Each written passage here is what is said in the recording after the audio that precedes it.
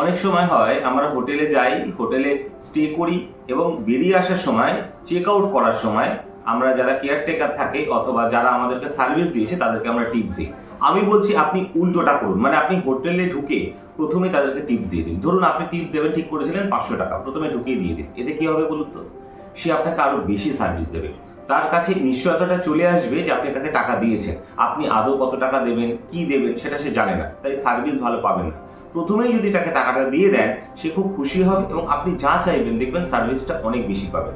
ঠিক সেরকমই আপনি আপনার নিজের জীবনেও অ্যাপ্লাই করুন। ধরুন একটা বাজে ছাত্র যে কখনো ভালো নম্বর পায়নি, তাকে সামান্য কারণেই অ্যাপ্রিসিয়েট করুন যে তুমি আরো ভালো মার্কস পেতে পারো, তোমার যা খারাপ গুণ আছে এগুলোকে তুমি কাটিয়ে উঠতে পারো। এরকম যেখানেই সুযোগ পাবেন প্রথমেই অ্যাপ্রিসিয়েশন করে বুঝে বুঝে করুন, যে কোনো জায়গাতেই। আমি বলতে চাইছি না যে সব জায়গাতেই করবেন, কিন্তু কোনো কোনো জায়গায় আগে যদি অ্যাপ্রিসিয়েশন করে দেন তাহলে কিন্তু খুব ভালো রেজাল্ট পাওয়া যায়। তাই অ্যাপ্রিসিয়েশনটা আগেই করে ফেলুন, দেখবেন রেজাল্টটা অনেক বেটার পাচ্ছেন। ভালো থাকবেন সকলে, অন্যকে ভালো রাখবেন। নমস্কার।